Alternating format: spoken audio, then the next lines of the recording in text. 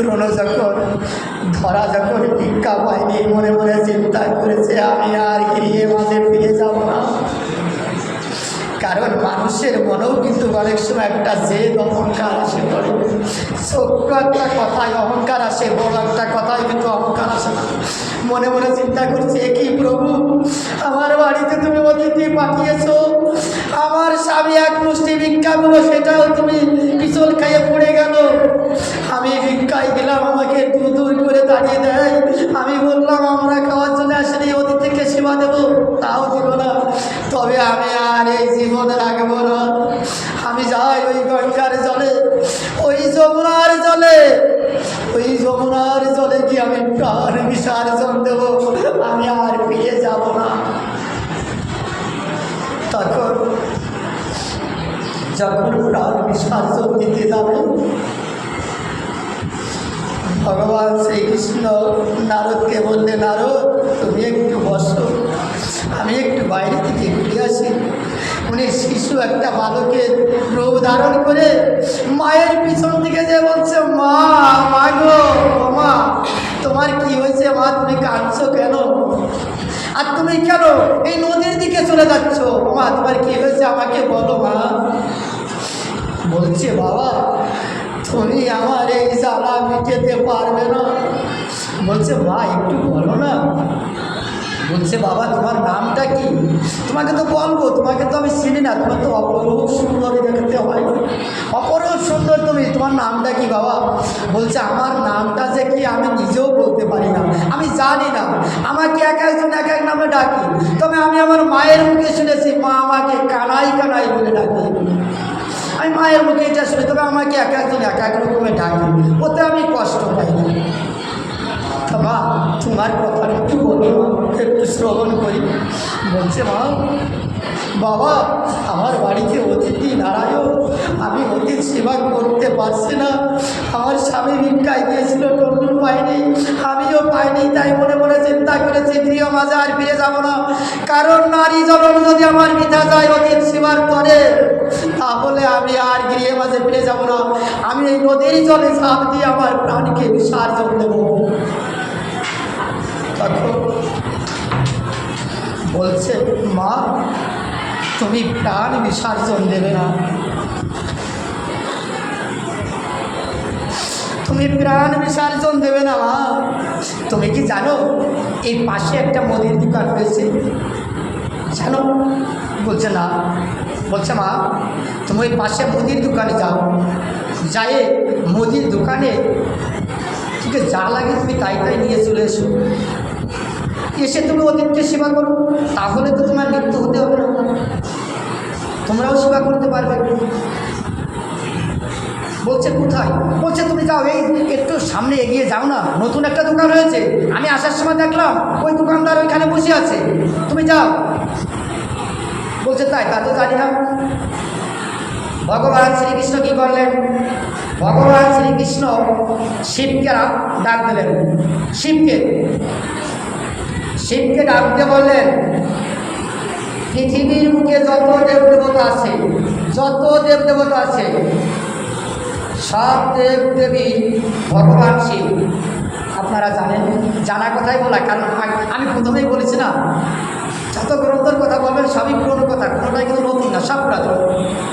শিব উনি মায়া, যেমন রাক্ষসরা মায়া করে অনেক কিছু রূপ ধারণ করতে পারে, শিবও অনেক রকম রূপ ধারণ করতে পারে এবং ব্রহ্মও পারে, ভগবান শ্রীকৃষ্ণও পারে। কিন্তু ভগবান শ্রীকৃষ্ণ ওনার চরণকে সাধতে পারেন না, সব কিছুকে সাধতে পারে, আর এরা সব কিছু সাধতে পারে।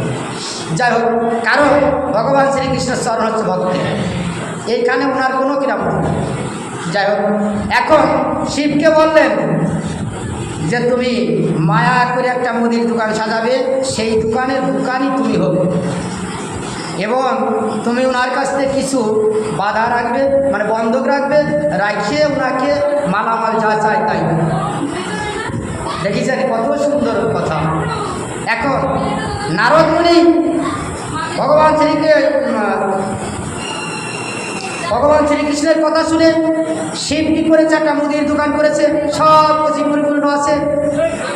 এদিকে ধরা যাই বলছে যে আমাকে কিছু চাউল ডাউল দিতে হবে। তা বলছে হ্যাঁ দেবো। বলছে বাকি দিতে হবে। বলছে হ্যাঁ দেবো, কিন্তু বাকি দেবো কথা আছে। কী কথা? বলছে আমার কাছে তোমার কিছু জিনিস বন্ধক রেখে দিতে হবে। বলছে সে কি? আমার তো দেওয়ার মতো কিছু নাই, কেননা আমার এই যে বস্ত্রটা দেখতেছ এর এক পাশ ছিঁড়া আর এক পাশ ভালো, কারণ ওই পাশ পড়তে পড়তে ওই পাশ ছিঁড়ে গেছে, এখন এই ভালো পাশটা পরি আর এই পাশটা আসলে রাখি। একটা মাত্র বস্ত্র আমার, তাও ছিন্ন বস্ত্র, আর কিছু দেওয়ার মতো নয়। তাহলে আমি কি বন্ধক রাখবো? আমার তো কিছু নাই দেওয়ার মতো। বলছে হ্যাঁ আছে। বলছে যদি আমার কাছে দেওয়ার মতো কিছু থাকে তাহলে আমি দেবো। তখন বলছে বলুন কী দিতে হবে? সে বলছে যে তোমার ওই বাম স্তনটা কেটে আমার কাছে বন্ধক রাখতে হবে।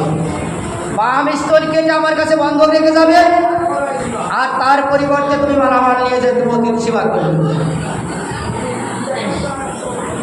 সাউন্ডটা অল্প সাউন্ড বাড়াই দিতে হবে।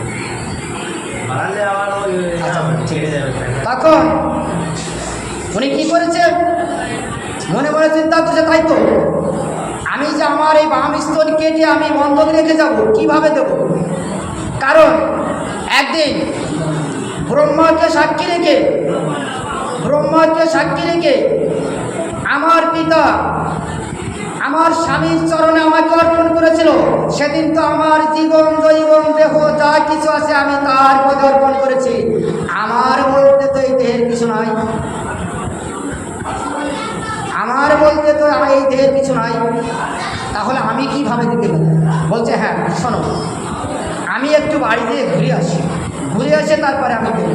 যদি আমি দিতে পারি তাহলে তোমার মাল নেব, যদি দিতে না পারি তাহলে তোমার মাল হবে।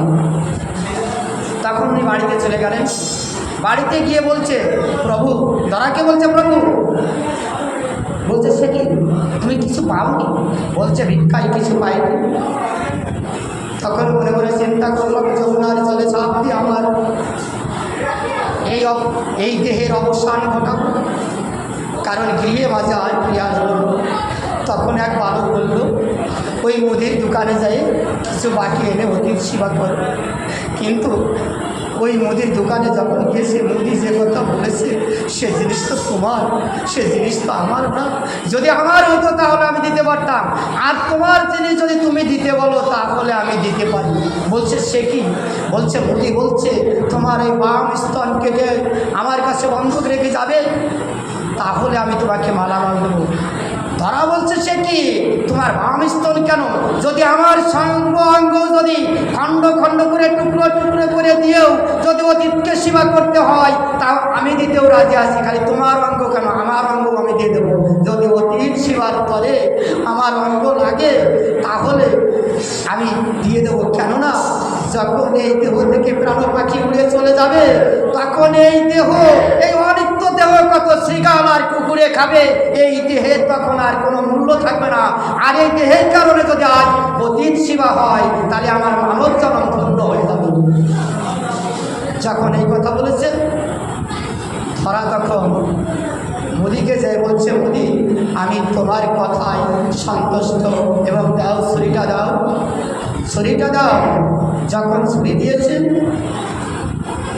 তখন উনি ভাম পয়ধর কেটে ওনার কাছে বাধা রেখে উনি সব দোকানের মালামাল নিয়ে চলে আসছে। আসার পরে উনি রান্না করেছেন।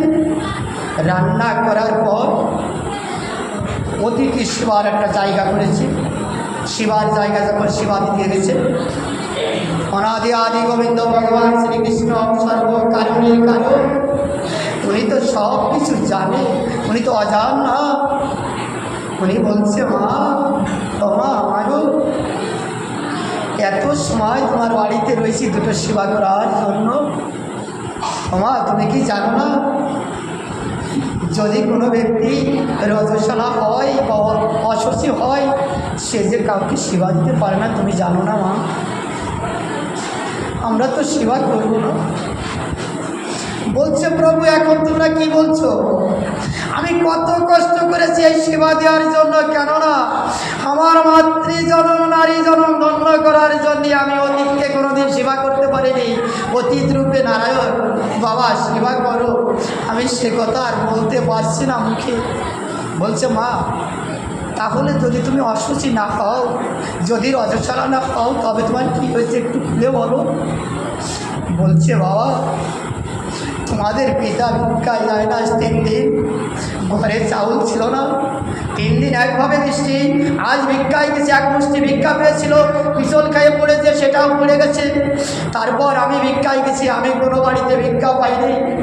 তারপর আমি যমুনার জলে প্রাণ বিসর্জন দেওয়ার জন্য যখন গেছি, তখন পিছন থেকে আমার একটা ছেলে ডেকে ডেকে বলছে মা গো ওই মুদির দোকানে গিয়ে বাকি সদাই করে দে, অতিথি সেবা করো, কেননা অতিথি তো বৈকুণ্ঠের নারায়ণ, বাকি সদাই করে অতিথিকে সেবা করবে, নারায়ণ সেবা হবে, তোমার মানব জনম পূর্ণ হবে। যখন আমি দোকানে গেছি, দোকানদার বলেছে তোমার ওই বাম স্তর বন্ধক রেখে গেলে আমি তোমাকে সব মালামাল দেবো, তা না হলে দেবো না। তখন আমি কি করেছি জানো? তখন আমার তো এই দেহ আমার নাও, তোমার পিতার দেহ, কেননা আমার যদি ওই ব্রাহ্মণকে সাক্ষী রেখে, অগ্নিকে সাক্ষী রেখে, ব্রহ্মাকে সাক্ষী রেখে তোমার পিতার পায়ে আমাকে অর্পণ করেছিল, সেদিন আমার দেহ মন প্রাণ সব তার পেয়ে আমি শুভে দিয়েছিলাম। তাই আমি তার কাছে শুনে আমার এই বামস্তর কেটে আমি তাকে দিয়ে এসেছি এবং এই মালামাল এনে আমি রান্না করে তোমাদের সেবা দিচ্ছি। ভগবান শ্রীকৃষ্ণ বলল মা গো আজ সেবার জন্য তুমি যে কাজ করলে মা, এই ঋণ আমি শোধ করতে পারবো না। মা এই ঋণ আমি শোধ করতে পারবো না, তবে আশীর্বাদ সে না মা, তুমি যা আজকে তুমি আমাদের সেবার জন্য যা করেছো, তুমি আশীর্বাদ চেয়ে নাও। বলছে আমি আশীর্বাদ চাবো? যদি আমাকে আশীর্বাদ দিতে হয় তাহলে তুমি আশীর্বাদ দেবে। আমি এইখানে একটা কথা বলে যাই, যখন একটা আধ্যাত্মিক কথা বলে যাই, যখন ওই শিব বাম স্তন কাটে ওনার কাছে বাধা রাখলো, তখন ওই বাম স্তন যখন কাটে তখন ফোট ফোট মাটিতে রক্ত পড়ে, ওই রক্তের দিকে জন্ম হয় বেলগাছে, ওই রক্তের থেকে বেলগাছের জন্ম হয়। শিব বললেন যে এই যে রক্ত পড়ছে, এই রক্তের থেকে বেলগাছের জন্ম হবে, আর ওই বেলগাছে 3টে পাতা হবে, একটা পাতায় ত্রিনয়ন, ওই পাতা যদি দিয়ে আমার ভজনা কেউ করে তাই ইহকাল পরকাল সবসময়ের জন্য সে সুখী থাকবে। আর ওই গাছে যে ফল হবে সেই ফলটা হবে বেলফল, আর ওইটাই হবে মায়েদের এই বাম স্তনের ফল। আধ্যাত্মিক কথা বললাম, বলতে চাইছিলাম না, তো বললাম যাও আর কি। তখন ভগবান শ্রীকৃষ্ণ বললেন মা আজ আমার সেবার জন্য তুমি যা করলে এরকম অনেকেই করতে পারে না, তবে একদিন যে করেছিল জানো? একদিন করেছিল খাতাকর্ম সীতা, একদিন করেছিল বিশ্বপতি পিতা। এরকম কয়েকটা বলার পরে ওই বললো যে মা আমার কাছে আশীর্বাদ চাই না। বলছে আশীর্বাদ আমি চাবো না, তবে আশীর্বাদ যদি দিতে হয় আমাকে 2টো আশীর্বাদ দিতে হবে, আমাকে 2টো আশীর্বাদ দিতে হবে। বলে কি আশীর্বাদ? বলে 2টো আশীর্বাদ দেবে, আমার এই জন্মে কোনো পুত্র সন্তান কন্যা সন্তান নাই, আশীর্বাদ করবে বাবা পরজন্মে যখন আমি ধরাধামে আসবো আমার যেন পুত্র সন্তান থাকে এবং আমি যেন সন্তানের মা হতে পারি। কেননা এই বাস্তব জগতে যদি নারী জন্ম পেয়ে মা বুড়া ডাক না শোনে তার নারী জন্মিতা হয়। তার কারণে মেয়ে হোক আর ছেলে হোক সন্তানের প্রয়োজন আছে, কারণ মা বুড়া ডাক না শুনলে নারী জন্ম পিতা যায়, নারীর কোনো জন্ম থাকে না। তাই উনি বললেন আমার এই জন্মে মা বলার মতো কেউ নাই। ও বাবা আজকে তোরা আমাকে মা বলে আমার কাছে খেতে চাইছিস, তাই পরজন্মে যেন তোদের মতো সন্তান আমি পাই। ভগবান শ্রীকৃষ্ণ বলল মা একটা কথা দিচ্ছি শোনো, বলছে আর একটা কথা আমি বলে আগে শুনে না। বলছে সে কি? এই জন্মে আমি এত দরিদ্র যে 3 দিন অনাহারে থাকি, 3 দিন অনাহারে থাকার পরে ভিক্ষায় যায়, এক মুষ্টি চাউল পায় না।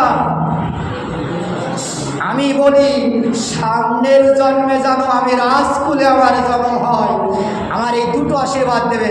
রাজকুলে আমার জন্ম হয়, আমার রাজকুলে জন্ম হবে, আমি অতীত সেবা করব, গোবিন্দ সেবা করব, কোনোদিন পিছনের দিকে তাকাবো না। দেখুন ভগবান শ্রীকৃষ্ণ আগে বললেন আমি ঐশ্বর্যের ভিতর থাকি না, ভগবান আবার আশীর্বাদ করলেন যে হ্যাঁ তুমি রাজকুলে তোমার জন্ম হবে, রাজকুলে জন্ম হবে। তার মানে উনি হলেন নন্দরানী, বিশ্বভানুর মেয়ে, নন্দ রাজা, নন্দরানী। বুঝতে পেরেছেন? ভগবান শ্রীকৃষ্ণ বললেন মা তোমার আজকে যে কর্ম করে তুমি আমাদের সেবা যত্ন করেছ, আমি আশীর্বাদ করে যাই পরজন্মে তুমি হবে আমার মা, তুমি হবে রাজরানী, তোমার জন্ম হবে রাজকুলে, তুমি আমার মা হবে। আর তোমার ওই কাটা স্তনে আমি দুগ্ধ পান করবো, তোমার অঞ্চল ধরে আমি ঘুরে ঘুরে বেড়াবো, তোমার ওই ঘরের মাঝে আমি ঘুরে ঘুরে বেড়াবো তোমার অঞ্চল ধরে। আর তোমার আজকে যে কাটা স্তনে দিয়ে আমাকে সেবা করেছো, ওই কাটা স্তনে আমি সেদিন দুগ্ধ পান করবো, সেই দিন দুগ্ধ পান করে আমি এই মাতৃ ঋণ শোধ করবো। প্রেম সে বলো রাধে রাধে শ্রী শ্রী প্রেমদাতা নিতাই গৌর সীতানাথের মধ্যে একবার হরি হরি বলো, শ্রী শ্রী প্রেমদাতা নিতাই গৌর সীতানাথের মধ্যে একবার হরি হরি বলো।